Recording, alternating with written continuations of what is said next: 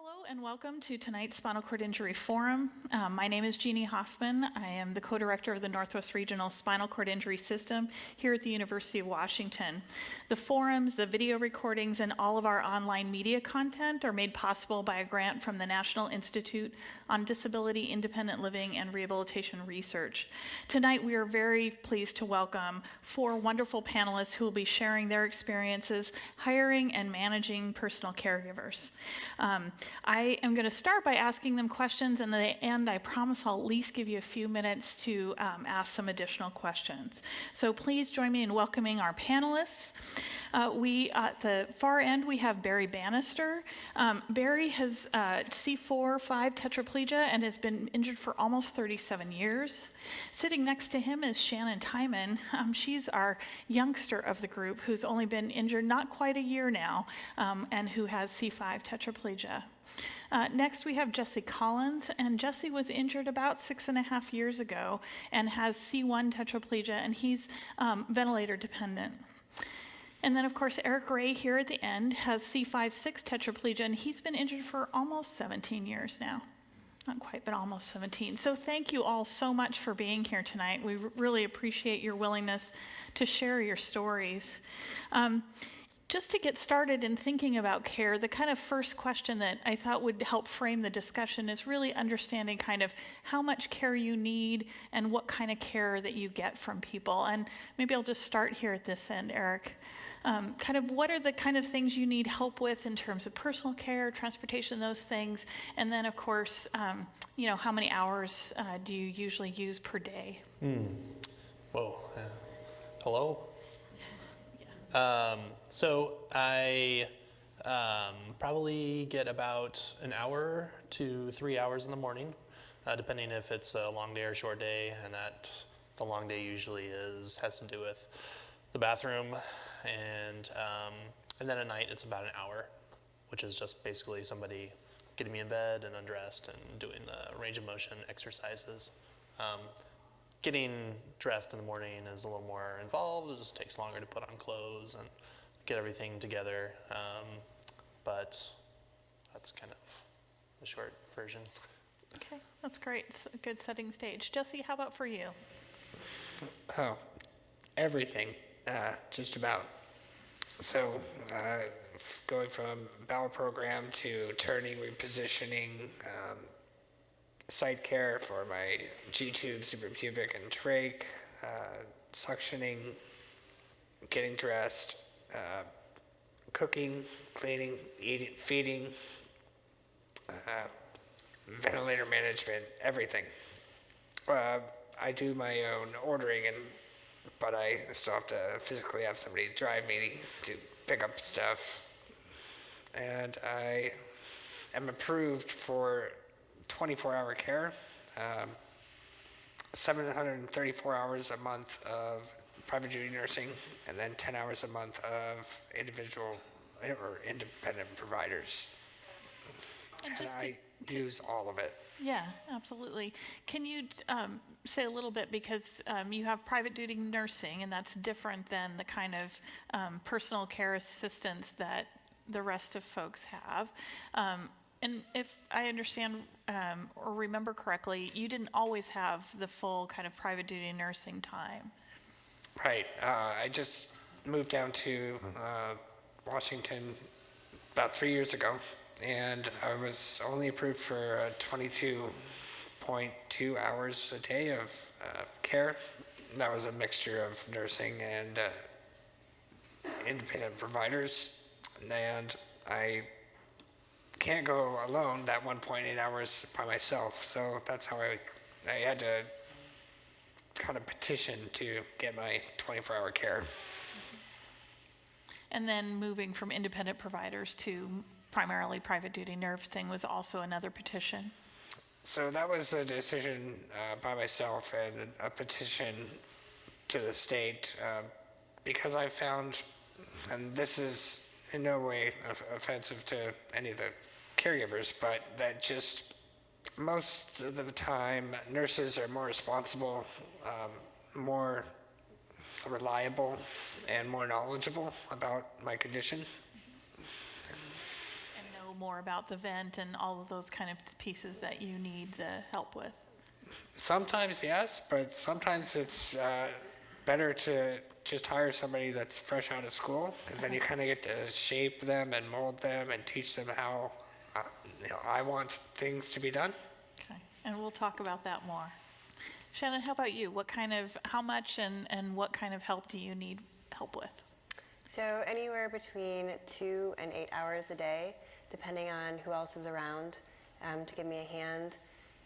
In the morning, I need between an hour and 2 hours of help going through my morning routine, getting dressed, etc. And then I need help with house cleaning, running errands, depending on the things I want to accomplish that day. I often need help with transportation, for example. And I really enjoy cooking, so it's something I've sort of prioritized that I like to spend time getting help with just me and a caregiver making a good meal. So usually on the weekdays, it's about 8 hours a day, and then on the weekends, about 2 hours. And then friends or my boyfriend will help me out. And you also have funding through, I guess we didn't talk about this yet, but funding through Medicaid for your care. Yes. And Jesse, you do as well. Yes. And Eric, you're privately funding yours. Right. Okay. And Barry, how about you? Usually require about, I have 2 people that work for me, split shifts. One person in the morning helps me from roughly 2.5 to 3 hours. Includes care, typical care that's been mentioned here before, the bowel care, shower care, dressing care, all that kind of thing. I don't require care in night. I'm pretty much positioned one plate at a time, and that's good for most nights. In the evenings, my evening aide helps me get home from work. I work from about 6:30 to roughly about 4:30. And so then during the evenings, they help me with some dinner, help with urinary care typically a little bit, something of that nature. And then usually going to bed takes about 45 minutes or so, plus or minus. And that's pretty much the extent of the care. Weekends are a little bit different. We set those up a little bit differently. I work with the people that are helping me out. It is private care through my own funds, my own work, and so I can direct them on what kind of care I need and when I need it, and how often I need it.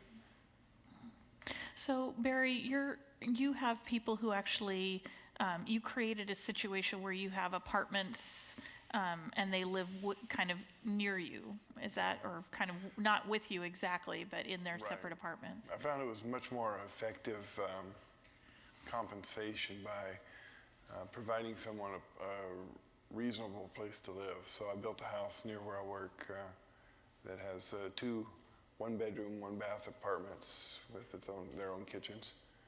And that way they are close proximity, but for the most part, it provides them a source of compensation that I would not be able to afford if it were straight out of my pocketbook. So that way they can, have a really good place to live, as well as their utilities are furnished. Everything's furnished for them except for their own, their phone or something of that nature. But everything else I provide for them, and that way they're only working part-time 2 to 3 hours a day, and that way they can do stuff outside of what they do for me too, is the idea. Two independent caregivers, 2 part-time caregivers, allows them each to have some other type of activity, whether it's work or whatever. Mm-hmm. So their compensation comes in the form of being able to have the great living space. The living space, as well as said, the utilities, and then I do provide a small salary on top of that. In addition to that. And so you primarily have just the 2 people, or do you sometimes include an additional person, or do you typically not need that? I typically just use 2 people. I've tried 3 people with a backup person or something of that nature, and it's just too hard to keep a 3rd person current. And then again, since I've built a facility that would house 2 extra people, I don't have really good room for a 3rd person, although I could accommodate it and do have a guest room that they could stay in, but it's built really for 2 people. And then they work out the shifts. I just require them to be adults and work shifts together and make sure that they communicate with each other and work with each other. And that includes even some of the housekeeping and some of that kind of thing. So they kind of help you with that whole range of things. So not just Yeah. your personal care, but Correct. your the kind of cleaning, house cleaning, Cleaning things as like well that. as the driving. I don't drive, so they take me to work. It's 10 to 15 minutes away, so they take me out, drop me off in the morning. Other aide picks me up in the evenings, brings me home. That's great. And we can errands and things like that on the way home, or trips to the UW, whatever. Excellent. How have you, Barry, in your setup, I mean, how have you kind of created a space that also allows you to be independent as well? Because I think that's one of the things that I've heard from everybody is that it's important to be able to have time alone even when you have 24-hour caregiving. And so I'm curious as for you, what are some of the things that you did to kind of create that space where you could be easily by yourself or to make it easier to be alone?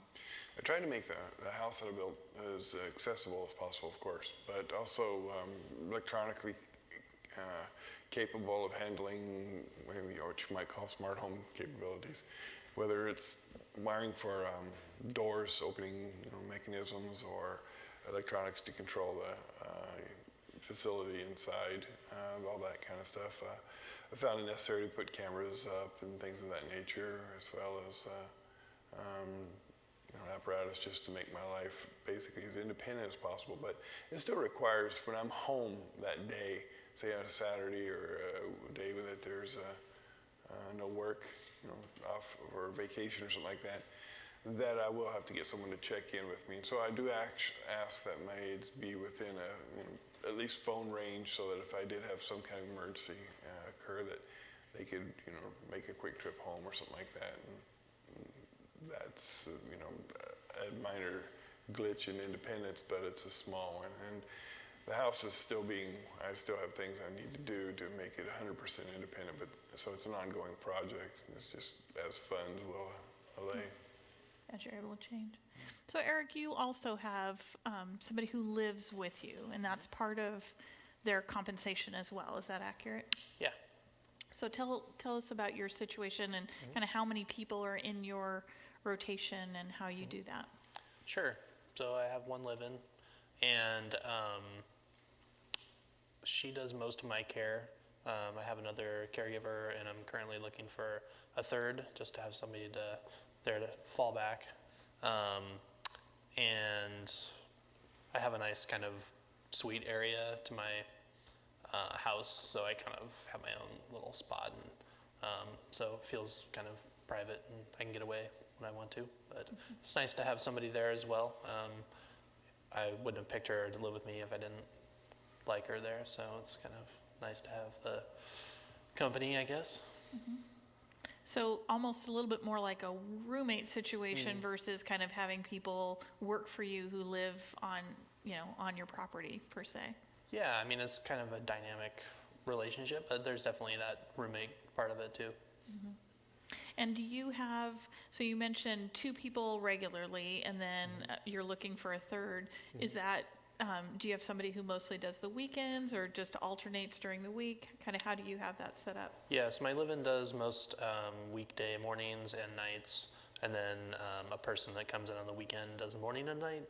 And but that person is new, and this only accounts for a couple, for very little of their income, and the other job that they're at has asked them basically with no warning to work that weekend. So now it's like I have to find somebody else, even though I just filled this position about a month ago. So it's like I'm right back to square one again.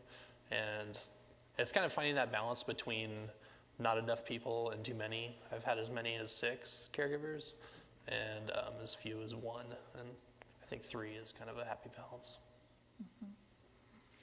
And do you have trouble? I mean, is that a common thing for you to find trouble for the weekend times? So my live-in will fill in if she needs to.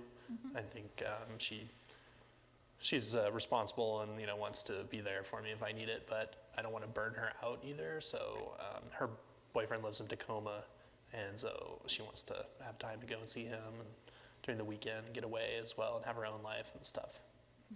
So it works out well to have that weekend time. Yeah. Yeah. Okay. So Jesse, you have nobody who lives in, but you have somebody there with you all the time. Well, how do you kind of split up your shifts? How do you how many people do you have that are on your kind of in your shifts right now? Currently, I got six people, including my mother. So I live with my mom. She lives with me. We live together. And I've got 5 nurses that are on my staff looking to fill one more slot. And it's a weekend, it's a Saturday night, which seems to be like one of the hardest nights to fill. And I work on 12-hour shifts from 8 a.m. till 8 p.m. and 8 p.m. till 8 a.m. And how many shifts do people typically take? Do you have people who want 3 or 4 shifts a week, or how do you usually work that out? Or is it all changeable depending on as people move in and out of this? It's between 2 and 3 shifts a week. I've found, and many of the people working for me have found, that pushing 4 12s is a little bit too much. So they get exhausted, and I've even had people split where they rotate. They'll do 3 12s one week, 4 12s the next, and go back to 3 12s, and that's still too much for them as well. Mm-hmm. So kind of the 3 12-hour shifts are the... 3 12s is pretty much the max. Yeah. And I've had people who've been interested in working just one, like say a night, one 12-hour shift. And the problem with that I find is that it takes a long time to get somebody up to speed for that to happen. Mm-hmm. So I think you mentioned that too, Barry. It's like getting people trained, and then if they're not there enough, they kind of lose some of the information if they're not there more often enough. Is that? Totally. Yeah. So yours is all funded through Medicaid. Yeah. Yeah. And have you had to do any negotiation with people around the hours and training? Because as I understand it, you had said that they don't pay for the training for people to come and get trained, but yet you clearly need to have people come and overlap with other folks to get trained. Yeah, correct. So when I do an interview, then I make that known that training is going to be on their own time. That's one thing that I ask. I've done it where they would come in with my mom, but it really is more effective if they come in with one of the nurses, because my mom's been out of the loop on my care. I'm trying to wean off of that. So where are we at? Yeah, it just works better to have the nurses train other nurses. Right. Yeah, great. So Shannon, for you, how many people are kind of in your loop, and kind of how have you managed to work that out? Generally, it's 3 when in an ideal situation. I have someone working for me Monday through Friday in the day, so they'll come around 8 and stay until, we're done with everything. And then twice a week, I have someone come in the evening, and mostly that's to help me cook and or get me to yoga class or an event like this. And then someone comes on the weekend. And generally, the person that comes on the weekend is really there to help me get up, do my morning routine, and that's pretty much it. The weekend position is definitely the hardest to fill. I'm not trying to fill a Saturday night, but a lot of people have something to do on Sunday, so it's been difficult to find someone regularly on the weekends, so that position rotates a lot. But the Monday through Friday shift has been pretty stable, as well as the twice a week evening shift. Mm-hmm. And you also have your boyfriend who helps too? Yes, so he puts me to bed, helps me in the evening, which we're able to do pretty quickly, but it's definitely very helpful to have someone living with me who can help with my care. makes a big difference, and otherwise I would have a very different schedule for caregiving. Yeah, absolutely. So in terms of this, I'm going to ask each of you, what is the shortest time you've had somebody work for you, and what's the longest time you've had somebody work for you? So Eric, I'll just start with you at this end. What's the shortest time that you've hired them and they've supposedly been working for you? 1 day, I think. 1 day? And what's the longest? It was about 4 or 5 years, I guess. 4 or 5 years. Jesse, how about you? What's the shortest? Yeah, I've had somebody come in just for training and then not show up to work. Does that count? Yes, that counts. Absolutely. And then 2 years. One of my nurses just was here 2 years this past week. Okay. I've also had someone come in for training and then not show up for work. And I guess 4 months is the longest I've ever worked with someone, but Yeah, you're still on the new side of yeah. things. How about you, Barry? What's the shortest and what's the longest? 0 would be the shortest. Hired them and they never showed up. Okay. 4 years would be max. 4 years max. Excellent. Okay. So in all of this, 37 years out, 4 years as a max, and even for you, 4 or 5 years as max. I'm curious, this is the kind of important piece of how do you go about hiring and finding and going through that process of finding people. Barry, you have the most experience. I'll start with you. You have a process that you've probably honed over all these years, right? Very much so, yeah. Okay. So tell us about that process. I'll have to tell you, first off, I did a count last night. I've had, over the 36, 37 years, 128 employees over various lengths of times, of course. So, You got a lot of experience with hiring. yeah, I've done a lot. And so every one of those, of course, you know, there was 4 or 5 or 6 interviews with each one of those people, usually lasting an hour or so. Historically speaking, it was much more difficult, and you guys are lucky. It was much more difficult 30 years ago doing this because you were relegated to using a newspaper. And a newspaper was 4 lines, $59 for 2 weeks, roughly speaking. And in those 4 lines, you had to give such a high level of information, it was almost worthless. So you were reliant upon them calling you, putting a teaser out there just enough for someone to call you, and you did a huge amount of screening over the phone. Then once you got done with that, you whittled that down to, those people that sounded halfway intelligent. You whittled it down to, a few that you could bring in for an interview. And then once you brought someone in for an interview, you could go through a process of whatever you chose to do at the time. Over the years, I've found that it was helpful because I've done some interviewing of people too at work where I've been for a while now as well. Completely different subject, different arena, but I found it very helpful to have not only an application form, which was the first thing I developed when I was first injured, just a 2-page app form, getting references and getting information about the individual person, getting details that you might not remember after you've been through half a dozen interviews over a period of 2 weeks.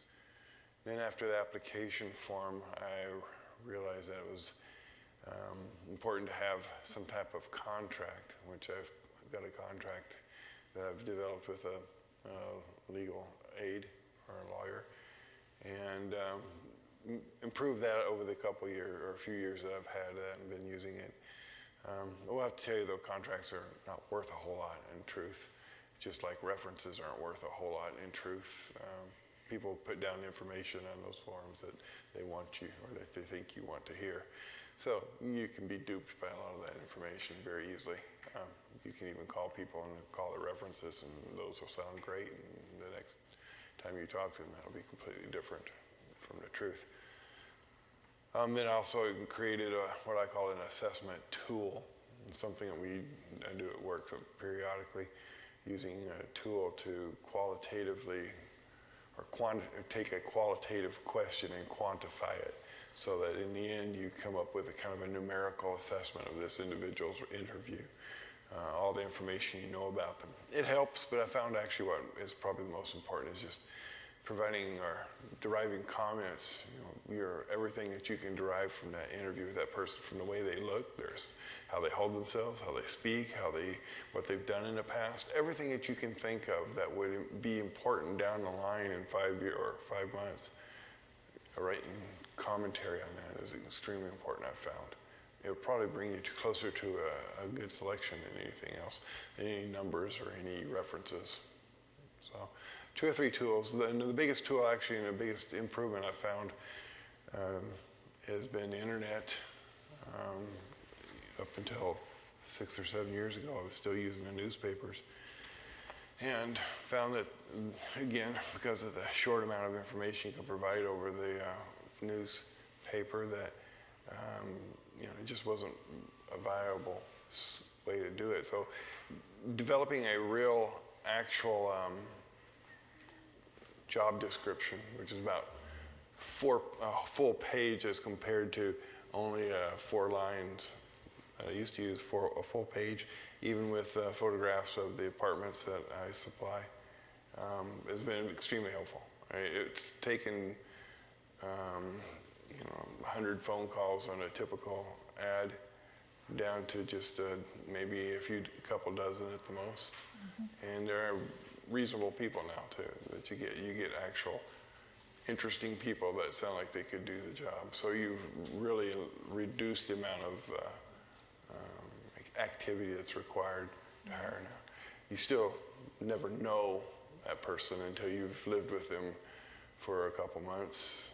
They've ended their compensation period, so to speak, where they're compensating for their behavioral traits, like we all do, and you start just acting as you normally would. So it doesn't matter how good you are, and I found that it's unrealistic to think that you're going to be really able to identify the good people from the bad people when you interview. It's really a crapshoot, no matter how good you think you are at it or how long you've done it. In fact, It's still, they can still sneak in on you one way or another. people are good at it. Yeah. Eric, is your process very different or quite similar to Barry's? Pretty similar, I think. I also did ads in the paper back in the day, and definitely enjoy the comforts of the internet. I use mostly Craigslist, but I was hoping to glean some other gems from these guys, see what else is out there. Yeah. I'm aware of care.com, but I haven't really used it. So you put the ad up, same, and for you, is it Craigslist is your primary one as well? Do you use others or just Craigslist, Barry? Just Craigslist right now. I've looked at others, but between Craigslist or even agencies, I've never found them very appropriate. Okay. So Eric, walk me through the process. So you put an ad up. Do you put as much detail? It sounds like Barry's found that a lot more information can be really helpful in weeding people out. Have you found that as well? It's about maybe a half a page or something like that. I try to give kind of a general overview of the type of activities they would be performing to give them an idea, and then the hours, and then I go into a blurb about myself, try to give it kind of a personal touch to hopefully have it stand out to them as something that maybe would be interesting. And then a little kind of test at the end of, like, tell me, answer these questions, and that will kind of give me a sense of, are they paying attention? Can they follow directions and that kind of stuff. Sorry, buddy. And then, so I put an ad in a couple weeks ago and didn't get any responses, which is pretty unusual. I usually get a lot. And I kind of went onto Craigslist and looked from a user's perspective, type in caregiver and see what comes up, and there's so much in there that it really just got drowned out. And I noticed that some of the headlines that stood out were in caps. And as much as I hate typing in caps, it actually helped. So I changed that, and I added a picture of Titus holding a stuffed duck in his mouth, and the results were pretty good. So Yeah, I was going to say. more ducks. Sorry, Eric, but Titus does kind of, it helps. Yeah. For sure.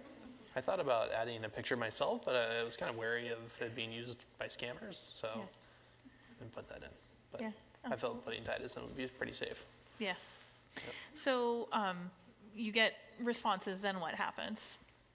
So yeah, you do a fair amount of weeding out in the email process. I'll go through the list of replies, and there are some kind of deal breakers. People don't answer any of the questions or that kind of stuff. Then I don't really bother replying. Or if it's somebody that sounds promising, but maybe they don't live in the area, then I'll just send them a nice note like, hey, you sound great, but it's not going to work out. You live in Lake Stevens and it's an hour drive, and the only shift is only an hour. But some people are really desperate and they don't get it. Titus, come here. Yeah. Go to bed. Good boy. So you also, Barry, do a first filter via email, and then Email, kind of similar. mostly phone call. I prefer phone call. People tend to be more responsive to phone. Okay. So your first round is email, and then second round is phone. Yeah. So then we'll do a phone call and, try to kind of feel out what that person's going to be like in an in-person interview, which is usually the next step. For the phone call, we just kind of chat, and I try to get a sense of what they're like, and are there any other deal breakers, they not meet some of the other criteria I'm looking for, or are there scheduling conflicts, in their response they said they were interested, but really they're only available for half the shifts. I mean, that stuff is pretty common. And then the phone interview, and if that goes well, then we'll schedule an in-person interview. I'll have them come to my house and meet my living caregiver if she's around, or walk them through sort of the routine so I can better kind of describe what it is they're doing. Most of the caregivers I have had haven't worked with quads or tetraplegics before, so takes a little bit of explaining. But it's usually good to have props like this is a Hoyer lift, and it's pretty simple, even though it's a mechanical device and all this kind of stuff. So, but I'm always surprised at the people that sound great on the phone and then never show up and don't call, and there's a lot of Barry's flakes out nodding. there. It's like, what happened? No response. I assume they got a better offer or Right. somebody But they died. never called to say Right. they're not coming. Yeah, so it's better not to have those people anyways if they Yeah. can't be bothered to communicate. Yeah, follow through. Yeah, It's about a 50% show rate. yeah, it's pretty bad actually. Wow. Kinda So Jesse, frustrating. do you find that too, that you have about a 50% show rate? What's your process? You go through similar. You advertise on Craigslist as well? Yeah, I've resorted to Craigslist primarily. I've tried care.com. It works. Care.com, I get a lot of responses from people who are interested in caregiving jobs, the more independent providers. Not so many nurses. Craigslist has given me more nurses, and I've also used nursing agencies as well. Now, I've had a problem with nursing agencies because the nurses aren't allowed to drive me anywhere. So that's one of the main reasons that I've resorted to using independently contracted nurses through the state. Also, when I put an ad out there, it seems to be a lot more appealing to nurses, the wages that they're getting, but there's no compensation. The state doesn't compensate them at all. And as far as the process, I do a very similar process as these guys. Email first, get a phone number, and then do a phone interview. And if things sound good from there, then I'll set up an in-person interview. And that in-person interview could be anything from just a conversation to explaining my routine to setting out the schedule and what my needs are. And then after that,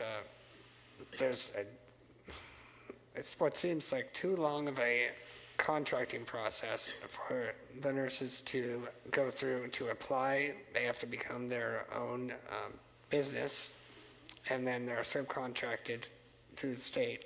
So they have to go through getting a business license and a national provider identification number. They have to do an extensive background check. And once all that goes through, then I'm ready to have them to come in and train and start working. So that whole process from the time that you identify somebody and say, you seem like a good person, and they say, yes, I'm interested, to go through all that process of getting their NPI and doing background check and getting to the point where they could become your caregiver, what's the short end of that and the long end of that process? How quickly can people move through it, and what's the longest it's taken somebody?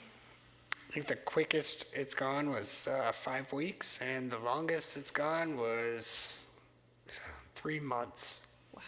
And somebody stuck with it long enough in that 3 months so that they still ended up working for you.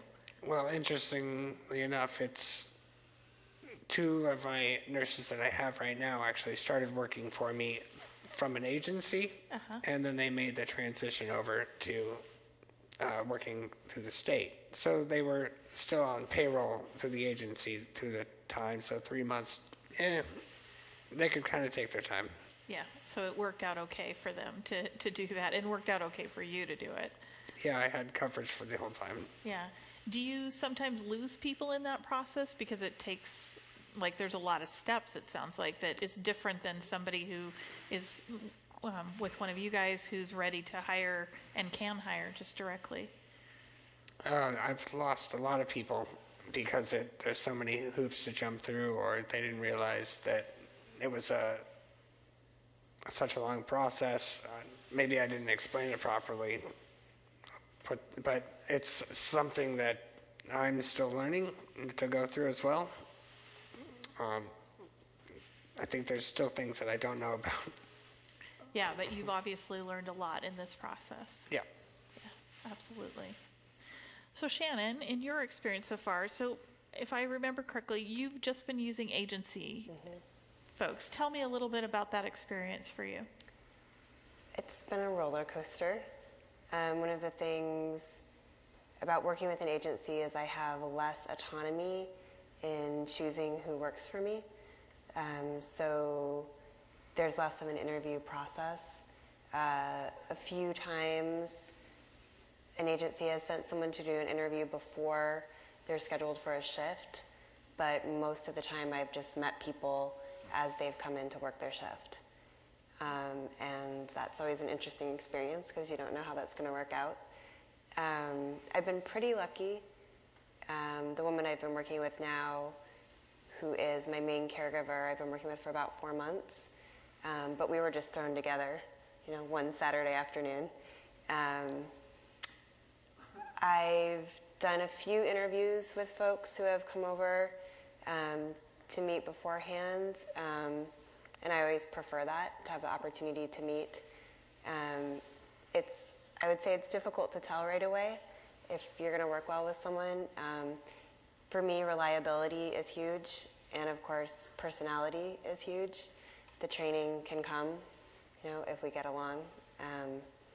I've done a few interviews on Craigslist. I've tried looking for IPs. I can't pay as much as a lot of the people would have liked to be paid, which was one big challenge for me, because I did meet some people who would have been good candidates. But that was, they were used to private pay. So I haven't done a ton of interviews yet. Mostly sort of taking what I can get has been my experience with the agency, and I've gotten pretty lucky so far.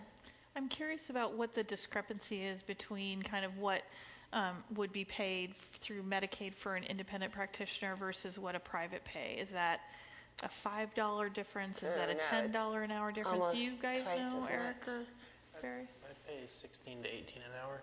Okay. And do you know what Medicaid? Well, it's interesting. I found this out when I started looking into it. Medicaid pays the agencies more than they'll pay individual providers. So what they're offering right now is $11.31 an hour, and then it's they a big offer a difference. raise after the first 120 days, I think. But it's a minimal raise. It's like $11.31 to $11.51. But a lot of people who work for the agencies actually make more money through the agency because the state will pay the agencies more. A couple women I interviewed off Craigslist wanted to make $16 to $25 an hour. That's what they've been making in private pay. So a pretty big difference, and hard to do that without some other supplementation. Right? Exactly. Exactly. So do you work with one agency or a couple different agencies? I How work have you with done two, that? which I found the state also pays different agencies different amounts of money, which is interesting. I found that in order to make sure all of my shifts were covered, it was just easier to work with more than one agency as sort of a backup. So most of my care is covered by one agency, and I found that the longer I have a relationship with them, the better care I receive, and the more appropriate caregivers I'm sent. So I'm trying to cultivate that relationship over time. But it's nice to work with more than one agency in case I need extra coverage or I want to have a bigger pool of candidates. So in that relationship building, I mean, unlike an individual, you kind of are becoming related to this, organization in a way. How much are you giving them specifics about what kind of person you would want to work with, or, do you care if it's male or female? Do you care about, obviously they all have to be able to do the care you need, but how much have you been able to give input into that? Quite a bit. I do prefer female caregivers, and I've made that clear. People who work for the agencies definitely talk to each other. So if someone's worked for me, they talk to other people at the agency. And there are certain clients that people like to work for and certain clients people don't like to work for. So you develop a reputation amongst the caregivers at the agency as well. It's just something, I guess, to watch out for. I'd rather be someone that people want to work for than someone people don't want to work for. And I think as I get to know my representative at the agency, she's able to send people who I'm more likely to sort of jive with. Yeah. So it's, in some ways, it's the same thing.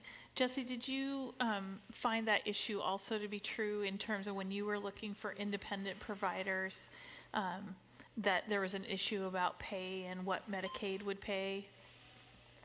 Or is that not as big of a deal now that you have nurses? I definitely found that was an issue. Even though I would put in the ad what the pay rate was, there was still people that would ask, well, what they clearly didn't read the ad. When I'm searching for an RN, there's lots of people that are non-licensed caregivers, and for IPs, they were again, looking for something more like 15 to 15 up. Yeah. Yeah.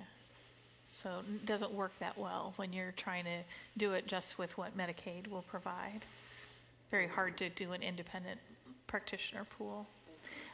Eric, after you were first injured, you were on Medicaid for a period of time and had to make that transition. How did you deal? Did you have agency only help, or did you also hire independent providers? How did you manage that? Yeah, I always had IPs. And were they willing to accept the pay rate, or did you guys have to figure out a way around that? So we paid them on top of that as well. So compensated their pay. So your family kind of helped you out at that point? Yeah, and I think actually it was paid for mostly with the SSI I was receiving.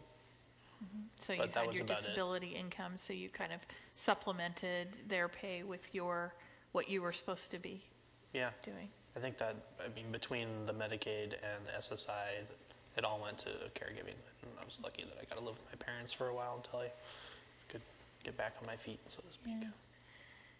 I know it's been a while, but can you talk a little bit about that transition from being on Medicaid and having that limited to going to being employed and having to pay completely on your own? And I'm guessing, Barry, you had to go through that as well, of that time before being able to work full-time and pay caregivers. So Yeah, well, it didn't take very long. I think that at the time you could only make 21 or 22,000 before you weren't making any SSI, and I think if you did that for a year or something, then you're no longer eligible. So, just working for a year, I was no longer eligible for those benefits, so I had to make enough to cover that and everything else. did you really think about that as you were making that transition of like, how much money do I absolutely need to make to pay for these benefits plus cover my own life? Yeah, and actually it kept me from working for a while because I couldn't find the work that I would need to make enough to really make it worthwhile. So I just didn't work and I did other things instead. But I mean, I guess I used that time to kind of hone those skills that it inevitably were, led to employment. So it was a definite process, and Yeah. yeah. Barry, do you remember that process as well, of going from the point at which, now were you on Medicaid for a period of time after your injury, or? Right. DSHS, actually, and SSI.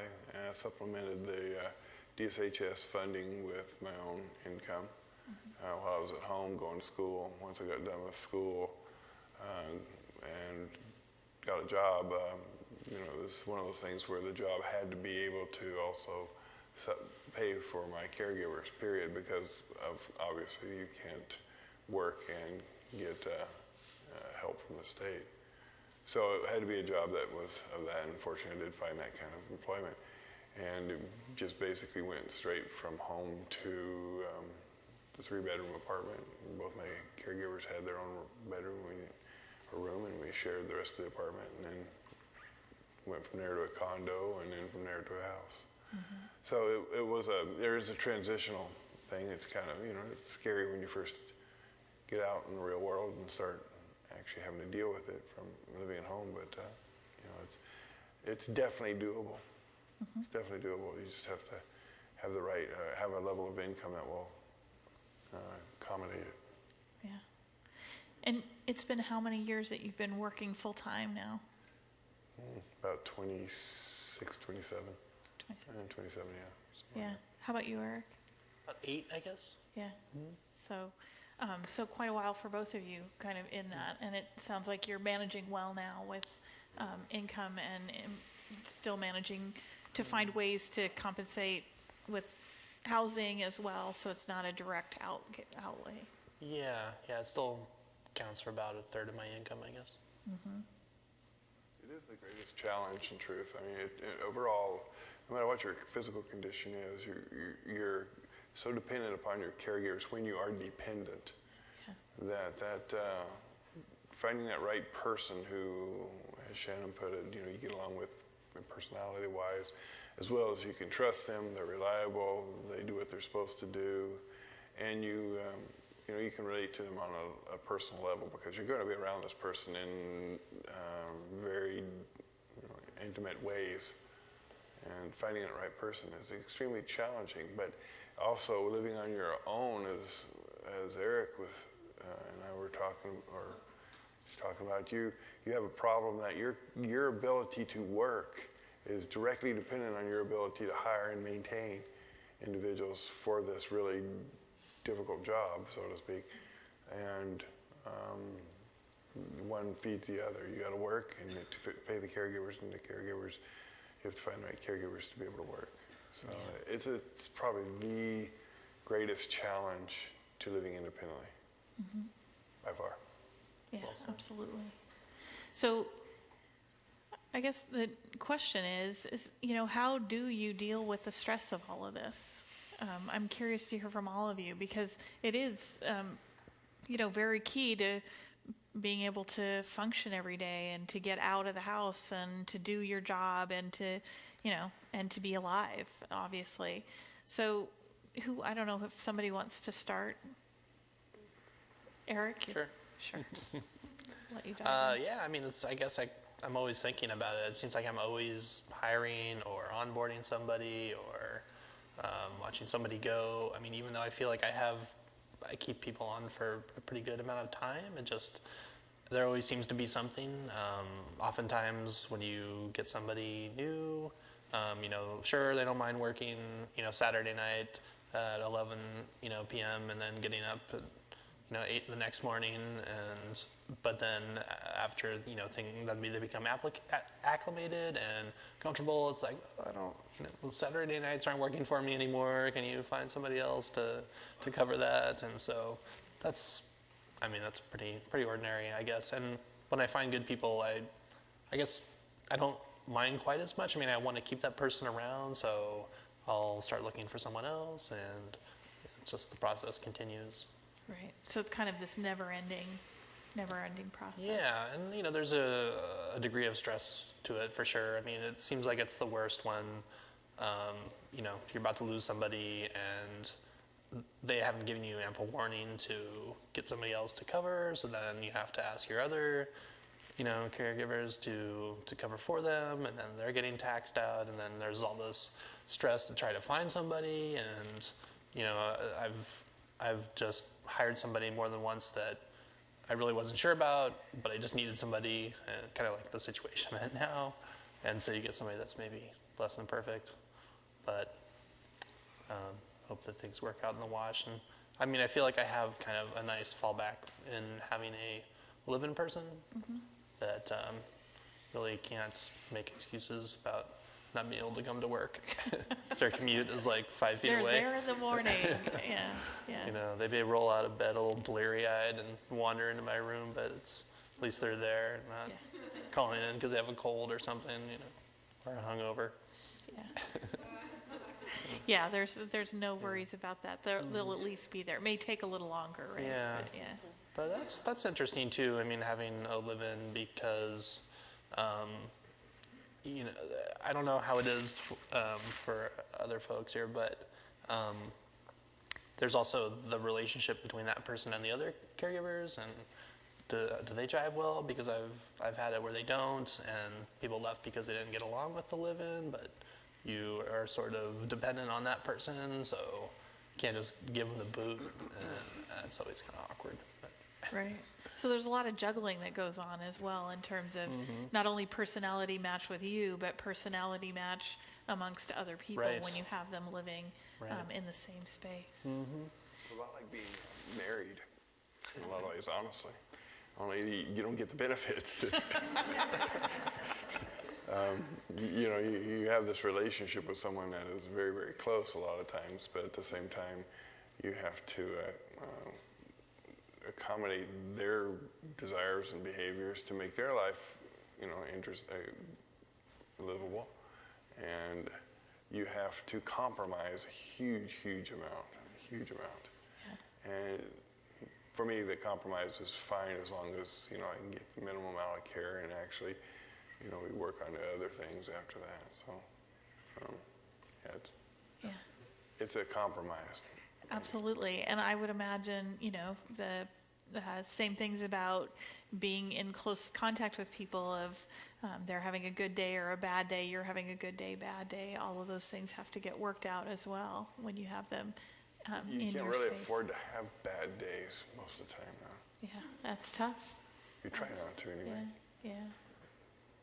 Shannon, how about you? How has that process been? How do you deal with the stress of that? It depends on whether I'm having a good day or a bad day.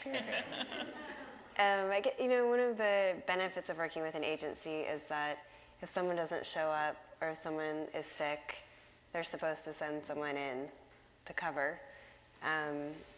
One of the downsides of working with an agency is that doesn't always happen, and people sometimes don't show up, or they're still drunk from the night before, or hungover, or whatever the case may be. I've had days where no one's shown up until 11, and I wasn't sure anyone was going to show up, and that can be really stressful. Sharing space, I think, is really hard for me. I like having my house in a particular way and things done in my way, and you have to compromise a lot of things. I'm not sure that I'm really quite good at it yet, so I'm working on it. But it's definitely helpful to have people work with you, and to find a group of people who really enjoy caregiving work.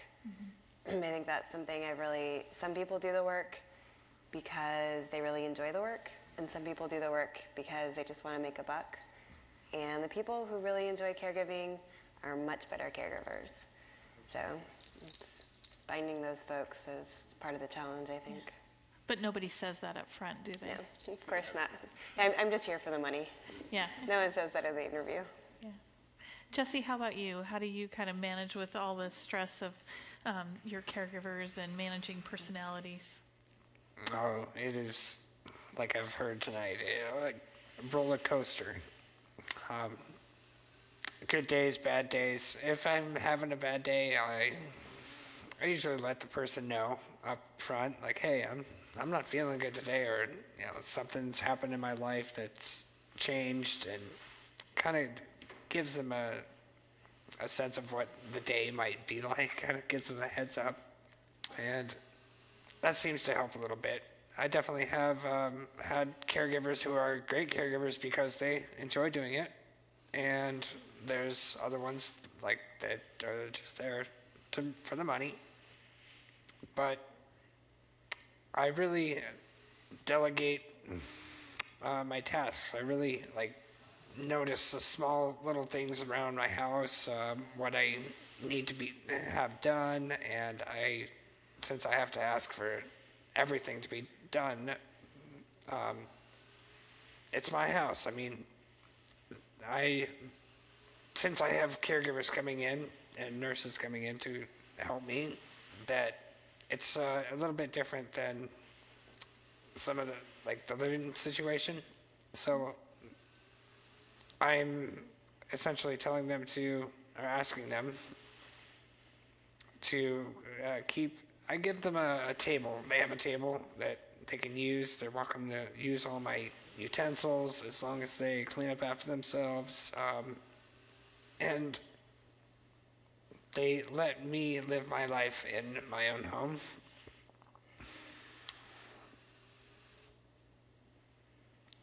Yeah.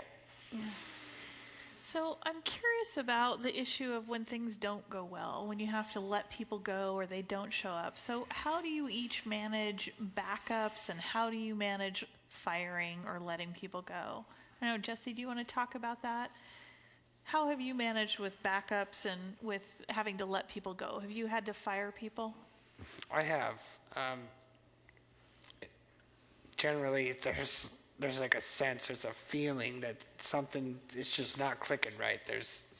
Something doesn't feel right. Maybe somebody did something wrong, or whatever the issue might be. They might not show up as frequently as they said they were going to. They call in sick a lot. When that heads in that direction, then I get ready to start putting an ad out again. Although it's kind of a sketchy situation because I don't want to put an ad out there and get ready to hire somebody when this person may come through, but are they really going to come through? Or is it just a false sense of comfort? And if this person sees that I'm looking to hire, are things going to get funky between them and I? And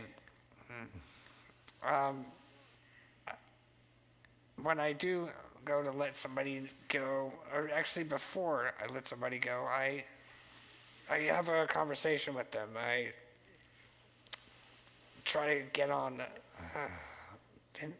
understanding. We try to come to an understanding.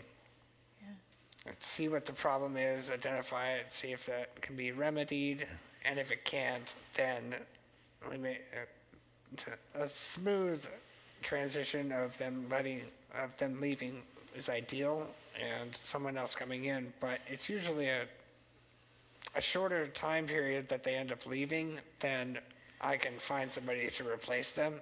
So when that happens, I do ask my caregivers to, if they can, cover any additional shifts, if they're willing to, and then again, not to burn them out, just to cover that gap.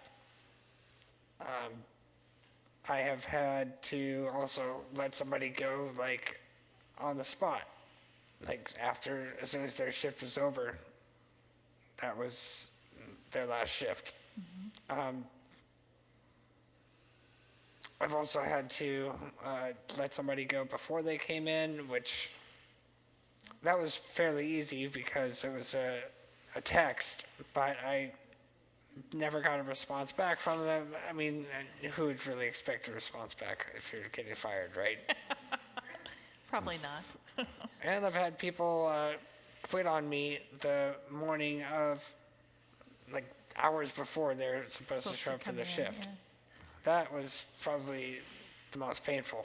Yeah. Yeah. So the whole gamut. How about you, Eric? Have you had to let people go or fire people? Yeah. The most recent person just wasn't dependable, and we had to let her go. I talked to my live-in first because she was probably going to have to be covering the shifts, and I was like, hey, is it cool if we let this person go? And she'd been complaining about her anyways because she was having to cover the shifts that the other person wasn't around for. So, I just wanted to make sure that they knew what was going on and we're also behind it. But yeah, it's never fun. I'm not a confrontational person, so telling somebody they're fired is kind of like the worst thing to hear, basically. But I guess I try to be as understanding as possible before it gets to that point, and have conversations with people.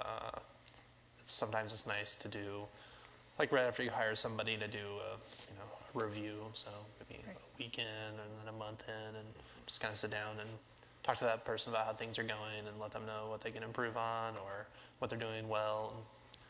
So I find that keeping the communication lines open is beneficial too. Kind of setting those regular Making it work. times to do check-ins, kind of bring up the reliability issue. It seems like reliability is the huge. big reason to let people go. Not huge. just no-shows, but just the late or the intermittent. How about you, Barry? Reliability is usually an indication or a symptom of something else going on, I've found. That if there's someone who is not reliable, that there's other things that are happening that you're going to become aware of eventually. No one likes confrontation. I don't like it myself. And so doing a lot to avoid that is probably a downfall, actually. Putting up with a lot of behaviors that probably are not appropriate. But still, you put up with them or in avoidance to having to hire someone new. Right? It goes on all the time. You can put up with so much, and then finally you reach a point where it's you're done, and you have to ask them to leave. There's a lot more complication when a person's a live-in than when they're not, because it's their home as well. So they're looking at significant upheaval, not just a loss of a job or employment. So there's other things you need to think about. And you want to be sensitive to other people's lives and situations too. There's a difference between letting someone go who is obviously just not the right person for the job, and someone who is out, behavioral issues which are perhaps maybe dangerous or situations that are inappropriate for a live-in with you, and whether it's unsafe or it's security reasons or anything of that nature. And you find a reason, you find a way to talk with the person and to tell them what the issue is. But again, it's never easy, and a lot of times it's there's a large discussion, as you might put it. I've even had a person call the police on me to have the police would show up at my door basically and tell me, no, you can't. You have a 25-year-old policeman show up at your door. I don't know what to do here. And so, yeah, you have people react in very different ways. Yeah. And Absolutely. you have to be sensitive to that as well as intelligent about it. You don't want to put yourself in danger as well. Yeah, so it's not easy. I would assume at the agency you don't have to be the direct person firing Shannon. You can just let them do that. Thank goodness. Yeah.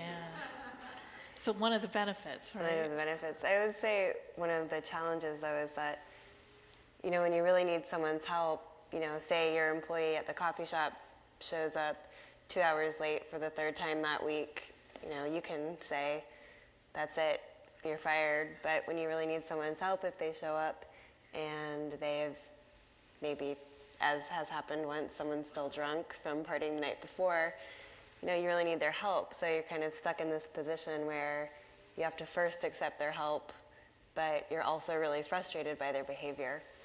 And that's happened a couple times where people have regularly shown up late, or they aren't in a good position to be working, and here you are having to accept their help anyway. Yeah, it's a tough job. I think, Jesse, you made the comment of when we talked earlier about, feeling like you're kind of the CEO of your home-based business. And I think that's really a lot of what you guys are all talking about is you have to keep this business going. It's key to your being able to do everything you want to do in your life, but it's a complicated process. So before I turn it over to the audience, I'd like all of you, what advice would you give to others who are newly injured and having to figure out caregiving once they leave the hospital? What kind of advice do you have for them? Eric, do you want to start? You're closest to me. You're getting the target tonight. That's a good question. I think really taking a proactive approach to managing your care. There was something said that resonated with me, which was not letting sort of behavior go that you maybe don't like, but you don't want to kind of ruffle somebody's feathers because for whatever reason you want to smooth things over. I think that if you address behavior that is going to be bad down the road right off the bat, then you're probably going to be in a better situation. Communication is key. Letting people know if they're doing a good job, being encouraging, but also being honest when they're not doing something right and trying to work through those issues. And maybe that will also help you see problems down the road as well. Trying to weed out people in the beginning as much as possible, but like you said, it's kind of a crapshoot. You don't really know what you're going to get until somebody doesn't show up. So it's kind of like what I can think of off the top of my head. But Yeah. Jesse, how about you? What advice would you give to people? I'd say once you've kind of know your routine, be very clear on what your needs are, because you're the director, you're the manager, you're keeping your business going, and your business is your life, and vice versa. And I agree with everything that Eric just said. I mean, from the beginning, you want to have clear communication. You want to set those boundaries if you need to set boundaries with somebody. And if someone's not doing something right and it's uncomfortable, then you need to speak up and get that out of the way. If you let it go, it's just going to boil until it explodes. So take care of things early and often. Communication. Shannon, how about you? I mean, it hasn't been that long since you were in this place of learning this process. What advice would you give to people? Be patient with the process. I think it takes a while to set up a good system for yourself and for other people. And particularly if you're working with more than one caregiver, take advantage of people's strengths, because everybody is good at some things. And I think that's a helpful way to get everything you need. But just being patient with yourself and with others to get a system that works for you. Barry, in your years of wisdom, what advice would you have for other folks? Communication, I think, is said, and that's extremely important. Communication, setting expectations, some boundaries. Those things are not clear. Even after you set them, there's still a lot of room for people to not understand. So communications, expectations, boundaries, as well as Shannon just said, being very patient with individuals, because many times they're doing the best job they can, and if you're critical of their work, then you're not going to do them any favor, and in the long run, you're not doing yourself any favor. And also being appreciative. Personally, I really appreciate the care that a good caregiver gives anyway, and even the not so good ones, because I know that it wouldn't be my inclination to do that kind of work. And someone who can do it and do it well, I really appreciate. And it really makes my life that much better. The difference between a good caregiver and a bad caregiver and what the effects are on your life is huge. It's not really quantifiable even. It's the difference between sleeping at night and not sleeping at night because of the stress. It's the difference between having medical issues and not having medical issues a lot of times because they haven't done their job watching out for you with things that you cannot do yourself. And it's the difference between having just a quality of life and not a quality of life. So you really got to stress all those things: communication, expectations, boundaries, understanding each other, compromising, being willing to compromise, and patient. But also at the same time, I think Eric said you don't want to let things go too far. When there's things that are an issue, you have to say something. That's a very, very tough thing to do when these people live with you and are in charge of your very health. It's not an easy thing to tell them that, first off, you're not doing your job right, and second off, you're fired, or you need to leave. It's just not an easy thing for them to take. Yeah. Being a good employer and appreciative employer, as well as finding good people. It's a complicated thing you guys do. It's pretty amazing. Questions from the audience? So I'm hearing a theme about communication from you all, but I guess as someone that's worked with people that are newly injured and seeing kind of that emotional adjustment to accepting that help can sometimes result in a lot of challenges with communication. And so I've seen people kind of go through a lot of caregivers early on. And so I'm hearing you talk about kind of compromising and being patient, but I guess I would be interested in knowing kind of some advice for newly injured people of that kind of internal process within yourself to be able to communicate clearly about what you want and direct people without necessarily being bossy or abrasive to your caregivers, and kind of also being able to accept that help and kind of come to that balance of being direct, but also being appreciative and showing that in a way. I think, and I guess, I don't know if I'm wording that correctly, but I feel like that kind of is an internal shift, I think, that probably you had to come to initially. So I'm wondering if you can give some advice to newly injured people of kind of how to come to that place. Shannon, do you want to start since you're closest to that process? Yeah, I just think it takes time. I mean, it's hard to have to accept that much help, have to invite people into your home all the time. Ideally, we'd all have wonderful family members who would step up and offer to help out, but that doesn't happen. I know for me, it just took time, and it took working with, people who really cared.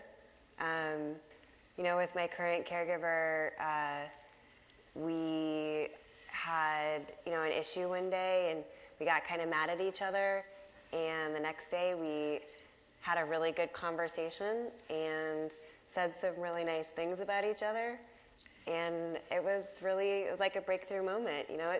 it's like being any relationship, you know, we've all had fights with our significant others, and it's a complicated relationship, you know. I think communication's really important, and I think there's going to be hard moments. I don't think any caregiving relationship is without its ups and downs. And I honestly don't know what advice someone could have given me, 8 months ago when I left the hospital that would have made it easier, except that it's going to take a lot of time. Yeah.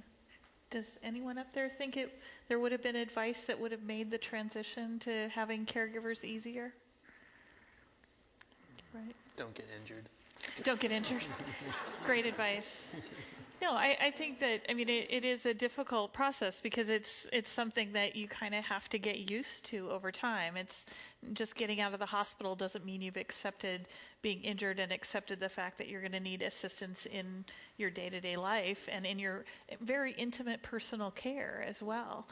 So it does take a lot of time and transition. So I initially just took the caregiving that I got and didn't really direct my own care. My mom was there basically doing it all for me, and I was under just, this was such a big change in my life. So I've definitely made a transition into being more proactive and managing my caregiving, but then also if things get a little rough, then go back and apologize and try to set things right. But it definitely takes some time to adjust. and it takes as long as it takes. Did you have a question? Shannon just brought up almost a whole new can of worms, but I'd be interested in hearing everybody's opinion on having family as caregivers. What kind of roles would you like them to play, and what, something along those lines. What would your preference be as far as the family roles and how you mix them with caregiving? There's definitely benefits in that. Obviously, you can rely on that person typically. I suppose there are situations where that might not be true, but you have a greater ability to rely on that person. Now, the downside is that you can become overly dependent upon the individual that's your family member, and it's easy to be a lot less accommodating and sensitive to their needs because there's a sense of entitlement that can be gendered with that relationship. And it's very hard on that caregiver. It's hard on the relationship, second off, but it's hard on the caregiver, that individual, to be there and not develop resentments, not develop hard feelings about things they can't go and do because you're expecting them to be there. So I've realized over the years when I had family members help me out in the early years that although that was beneficial, it was much more preferable to be independent because you have then the ability to have make your own choices. You have a little more independence. You're always going to be restricted by the people that help you and their abilities to do what you need to get done. But at the same time, you do have a little more independence when you have your own, when you are your own CEO, so to speak. When it's a family member, you have to make a lot more compromises, and it's just harder in a relationship for that reason. Yeah, definitely agree with that. I live about 5 minutes from my parents, and it's nice to know that they're there in case of emergency or something. But I definitely agree with what you said. That was very insightful. And Shannon, Over the years, I was going to say that when I first was injured, I was living at home, and caregivers coming in and then leaving. And then when I got out on my own, it was fairly close to my parents, but then about a 5-minute or so drive, 10 minutes, and I relied upon that extra help periodically to get me through. But as I've designed and built a better place that was more accommodative and more attractive for help, then I'm a little bit more independent in a sense, but The problem is that, you know, all of us are going to find a point in their life when they have to be on their own. And that's pretty much it. Your parents get old. Your relationships have to go in different directions than you're going. And eventually, you probably will have to do it on your own. I know that it's definitely more comfortable when I'm having my family work for me, but I prefer to try to get outside help to do it. I don't like putting my family through helping me when they don't need to, and they're not getting paid for it. Of course, they do it out of love, but they had spent so much time doing it when I was living in Alaska. If it weren't for them, I'd be in a skilled nursing facility. So they've kind of like paid their debt forward. So I just see how it wears on my family, and I don't need to see any more of that. My closest family member is about 1,000 miles away, so I have this idealized view of having my family help me. But, you know, my boyfriend helps, and that has its own challenges, which I think deserves its own panel. But trying to sort of share that burden, because it's a lot of care. And my friends are very helpful. They come and help me with various tasks, so on and so forth. But, you know, it's nice to have paid help because it's a clearer relationship. I think there are clearer boundaries.